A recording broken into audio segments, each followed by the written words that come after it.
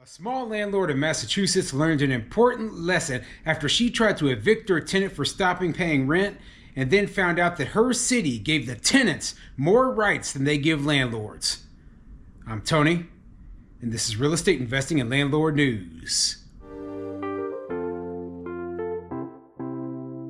Alright, so I have an interesting article for you today, and it's a story about a landlord up in Massachusetts who just learned that, hey, this place where I bought my property where I'm a landlord, well, they suck, okay? They give a whole lot of rights to tenants and they do not give a whole lot of rights to landlords. They make it very, very difficult for landlords to evict tenants, and it can cost you everything. It can force you into foreclosure to the point where you lose every single penny you have. And I've talked about places like this in a lot of the videos that I've covered because the problem I have is that they treat small landlords and these huge corporations the exact same. They treat us as though we're all super rich and we have plenty of money for all of the nonsense, and we can just drag this stuff out forever and be just fine. Well, that is not the case, okay? When a tenant doesn't pay us rent, and especially when we're a very small landlord, we're likely to go into bankruptcy. We're likely to go into foreclosure.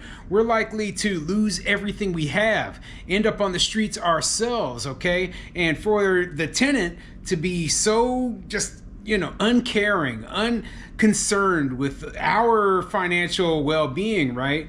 Maybe they do need to just be evicted immediately. Okay, that's what I'm saying. I'm saying we need to get rid of these tenants immediately, be able to put a paying tenant up in the place so that we can get back on our feet. Now, I'm not saying that, hey, you don't have a legitimate reason for not paying the rent. Maybe you lost your job. Maybe you're going through some sort of financial hardship. But guess what? That's not our problem. That is your problem. And so dealing with that issue, I am not your homeless shelter. I am not your social service provider. I am not your Section 8 welfare provider, okay? You need to go somewhere that you can afford, and I need to put a tenant in my property who's going to be able to pay their bills. Otherwise, we're both going to be having a lot of trouble. And so, yeah, this landlord here facing the consequences of purchasing a property and renting it out in a place that is anti-landlord. And that's awful. That is an absolute awful thing to do. That's why I tell people, be very, very careful if you want to be a landlord up in some of these bigger, coastal cities in the East and West Coast, okay? Because they don't treat you with respect, and they're always going to be passing more and more laws that make it more and more difficult in order to operate. Don't look at just the appreciation on these properties. That isn't, you're never going to be able to realize that appreciation if you go bankrupt first. Keep that in mind. You're never going to be able to realize the great appreciation of a property in Boston if you go bankrupt first. So before I get into the article, go ahead, hit the like, subscribe button, and leave a comment down below. Let me know what you think, okay? So for the landlords who are on here, would you purchase a property in Boston, Massachusetts, okay? Just knowing what you know right now, keep in mind that the current mayor, the one who was recently elected, actually is pushing hard for rent control within the city, okay? And seeing the way things are going, it is likely that at some point in time, rent control could find its way up into the city, or into the whole state for that matter. Who knows? All I know is that looking at the current laws, the laws they already have that are so restrictive, and the way they treat landlords, there's no way I would purchase a property there to rent out.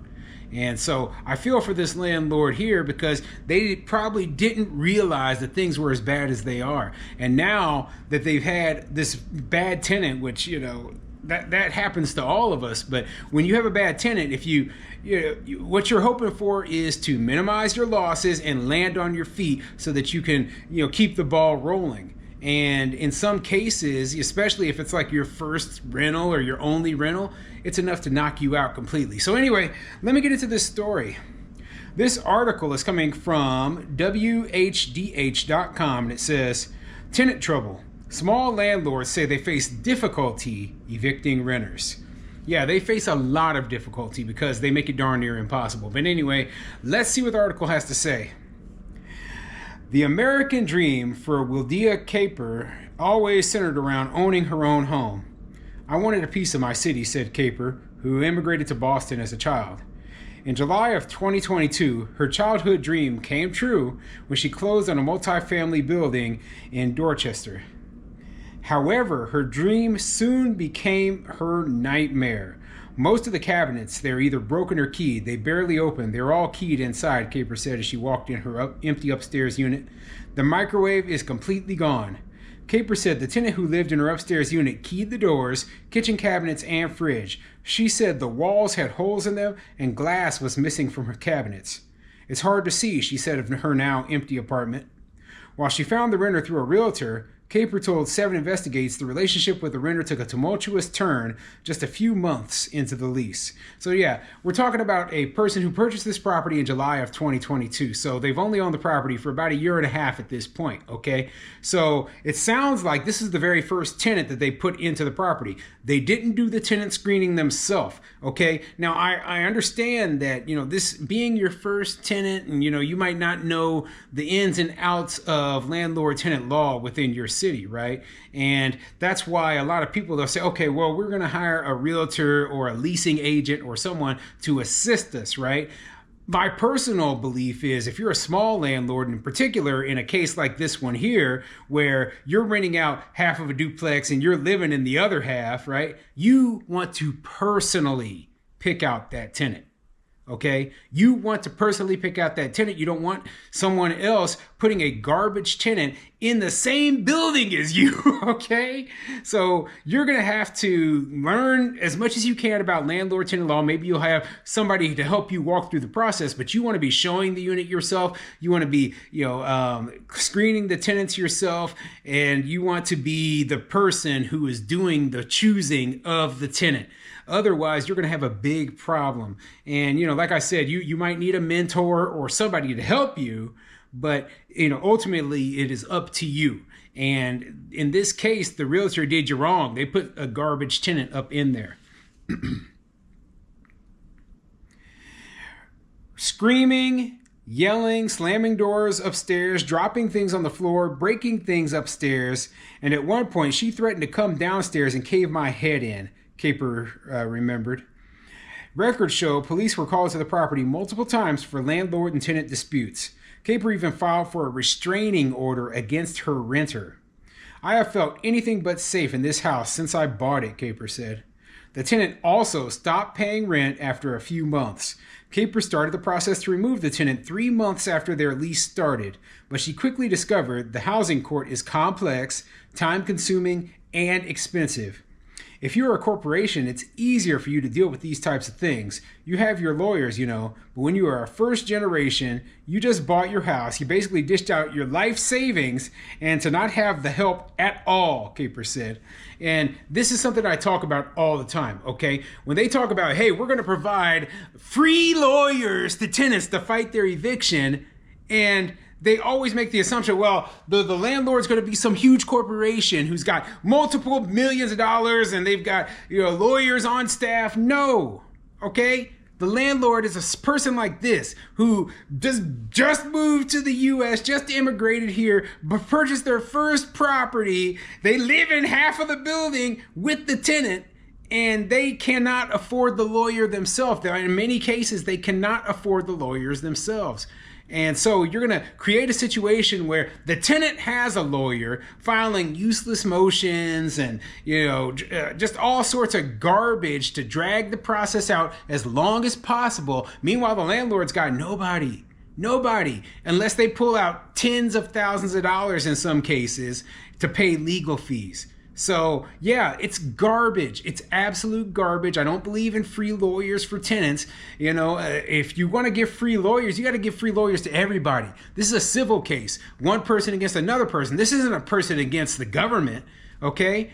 That's a completely different story. This isn't a criminal case here. We're talking about a civil case with two individuals being going against each other in a lawsuit. And in that kind of case, then everyone has to pay for their own lawyer. That's the way it works in every other case except for eviction for some dumb reason where they, oh, no, the landlord is at an advantage. Not always. And in many cases, I've even talked about how there are landlords who are very low income, people who are just renting out a single bedroom from their house that they're living in, and they have to go through the exact same eviction process, the exact same costs of removing a tenant as a large corporation. And that's ridiculous. That's absolutely ridiculous.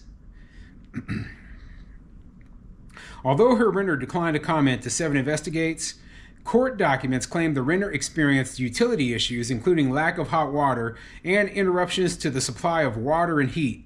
The renter also accused Caper of retaliation and discrimination, according to court documents. Caper said the unit passed an official inspection before the renter moved in, and she tried to promptly respond to any problems that arose. While Caper initially tried to evict her tenant by herself, she eventually hired attorney Jordana Greenman. Greenman said she's handled multiple other cases like Caper's. And so it looks like she was trying to go through the eviction process herself. That was not smart in a place like Boston. I'm sorry, but this is showing your inexperience here. So what makes no sense to me is you hired somebody to help you lease the apartment out, but then you decide that, oh, well, I've got enough skill to go through eviction process by myself. You kind of did things the opposite of the way I personally would have done things, okay? I personally would have selected the tenant myself and, rented the place out myself. And then I would have hired somebody to assist me and a lawyer to assist me with the eviction process. In a place like Boston, where the eviction laws are, very strict, they're very anti-landlord, you need a lawyer from the get-go to make sure that you aren't doing anything wrong, especially because you are a brand new landlord and you do not have the experience to get through the process. So yeah, I mean, it's a mess up. It's a mess up that everybody learns, okay? But it is the kind of thing that could, knock you out financially. And that's what I hate hearing about. So the state cannot accept that people like Wildia Caper are more common than they think, and that these landlords that are like this landlord are at risk of losing their homes themselves, Greenman said. Douglas Quattrochi, the executive director of Mass Landlords, said he's also heard from many landlords who are frustrated by the legal process in the state. If you are looking at the courts for a quick redress, you've done something wrong. The courts are your redress of last resort. It's going to take a long time. You're definitely going to lose money. You'll never get it back, Quattrochi said. We can't rely on the courts to sort these things out because they really aren't set up for that. And that's something that I mentioned in another video recently, where basically a lot of landlords, they realize, hey, the courts, we can't work with this system. So we're just it's going to be cheaper for us, rather than paying the lawyers, rather than facing months and months on end of lost rent, we're going to pay the tenant to go, okay? Pay them to get out of there. If they agree to get out of there, we'll give them thousands of dollars and we'll still save money. And that's unfortunate that landlords have to do that. I personally wouldn't like doing that, but I know when to cut my losses, cut and run, okay?